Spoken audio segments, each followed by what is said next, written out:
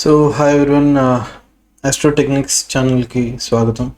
So ఈరోజు మాట్లాడే topics ఏంటంటే ట్విన్స్ కవలల జాతకంలో ఒక ముఖ్యమైన డిఫరెన్స్ గురించి, ఇంకొకటి పేరు ఎలా పెట్టాలి, పిల్లలకి పేరు ఎలా పెట్టాలి, పెట్టే ముందు తీసుకోవాల్సిన జాగ్రత్తలు ఏంటి, లాంటి విషయం గురించి మాట్లాడదాం.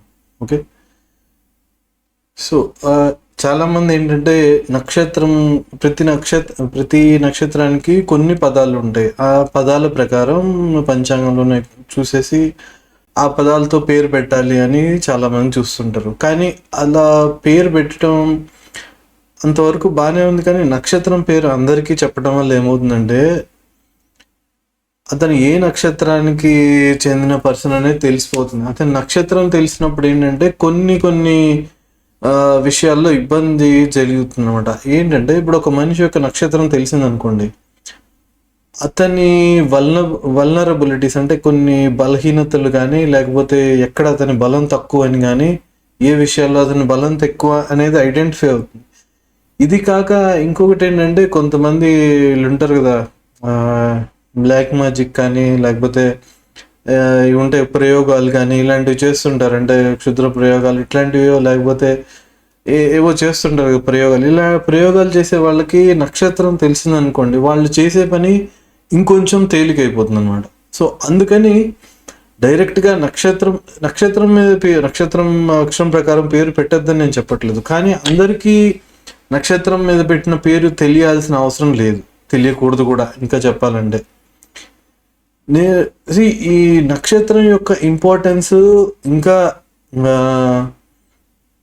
లేడీస్ విషయంలో ఒకలాగుంటుంది, జెంట్స్ విషయంలో ఒకలాగుంటుంది. సో లేడీస్ విషయాల్లో ఇంకొన్ని తెలిసిపోతాయి అనమాట, కొన్ని ఎక్కువ తెలిసిపోయే అవకాశం కూడా ఉంటుంది జెంట్స్ విషయంలో కంటే కూడా. సో అందుకని డైరెక్ట్గా నక్షత్రం అక్షరం మీద పేరు పెట్టినప్పుడు కొన్ని ఇబ్బందులు ఉంటాయి. అది అందరికీ చెప్పడం కూడా సరైన పద్ధతి కాదు. వ్యావహారిక నామం ఉంటుంది సరే, అది మీరు అందరికీ చెప్పాలి, అందరికీ తెలిసేలా ఉండాలి. అంతేగాని ఈ నక్షత్ర ప్రకారం నామం పెట్టినప్పుడు కొన్ని ఇబ్బందులు వస్తూ ఉంటాయి.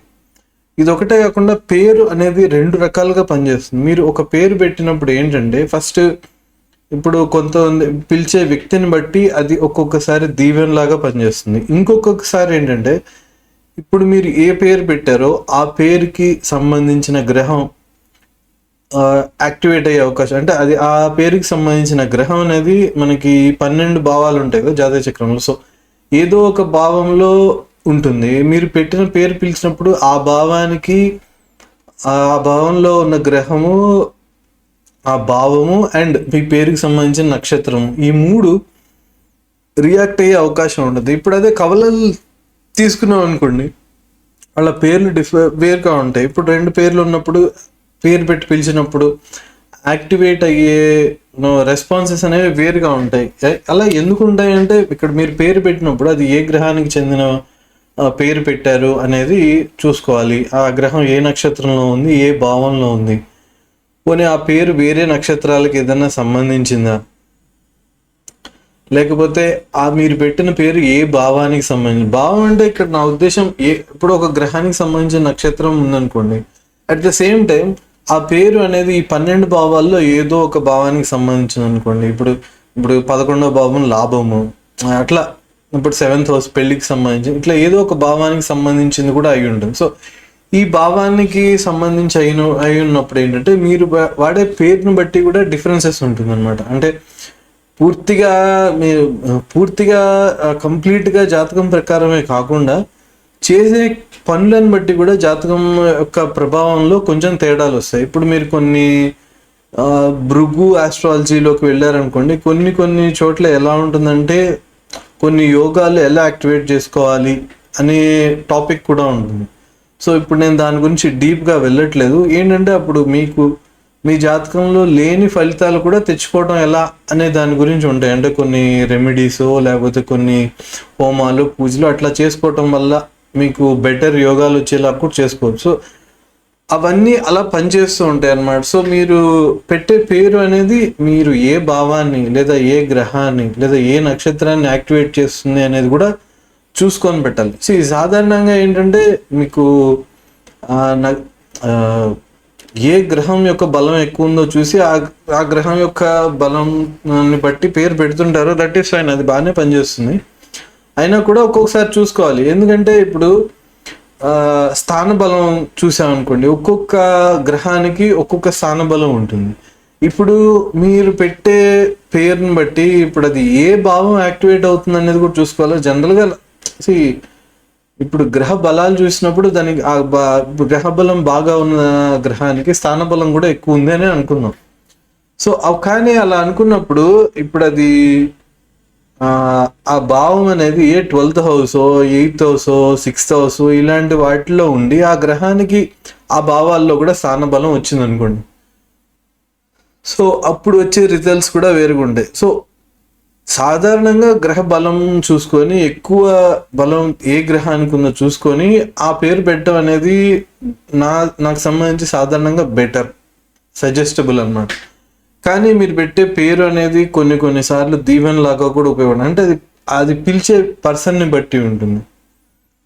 సో మీరు ఏ వ్యక్తి మీ పేరు పెట్టి పిలుస్తున్నారు, మీ వ్యవహారంగా ఉండే పేరు ఏంటి అనే దాని మీద ఆధారపడి ఉంటుంది అన్నమాట. సో నేనేంటంటే ఇది ట్విన్స్ కొన్ని ట్విన్స్ జాతకాల్లో అంటే కవలల జాతకాల్లో ఇది అబ్జర్వ్ చేయటం వల్ల ఈ పాయింట్ ఇంకొంచెం డీప్గా నాకు కొంచెం తెలిసిందనమాట. సో అది కొన్ని అబ్జర్వ్ చేయటం వల్ల ఇలా కొన్ని కొత్త విషయాలు నాకు తెలుస్తుంటాయి. సో వాళ్ళు అప్డేట్ చేస్తూ ఉంటాను. ఓకే, దాంట్లో ఒకటి ఏంటంటే మీరు ట్విన్స్కి పెట్టే పేర్ల వల్ల కూడా మీరు పెట్టిన పేరు ఏ గ్రహానికి సంబంధించింది, అది ఏ భావంలో ఉంది, లేదా ఆ పేరు ఏ భావానికి సంబంధించింది, ఇలాంటివి కొన్ని బాగా జాగ్రత్తగా చూసుకోవాలన్నమాట.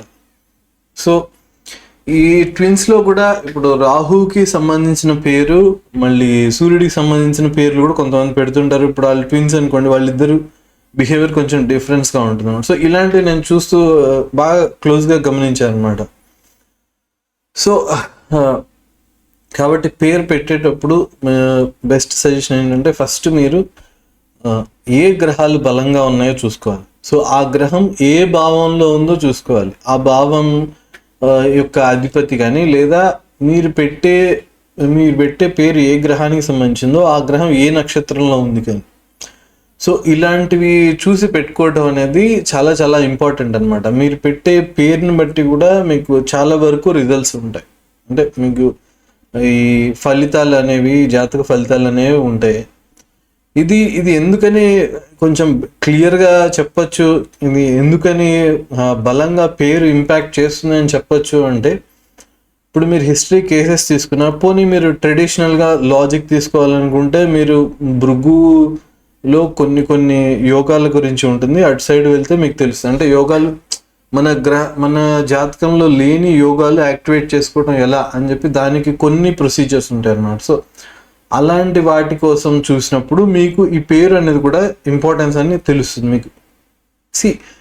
ఈ పేరు యొక్క ఇంపార్టెన్స్ ఏంటంటే ఎక్స్పీరియన్స్ మీద కొంచెం లోతుగా వెళ్ళే కొద్దీ బాగా తెలుస్తుంది అన్నమాట మీకు. సో మీరు చూడండి, మీరు గమనించినట్టయితే చాలా మందికి ఒకటే పేరు ఉంటుంది, కానీ ఒకటే పేరు ఉన్న వాళ్ళందరూ ఒకే విధంగా గ్రో అవ్వరు.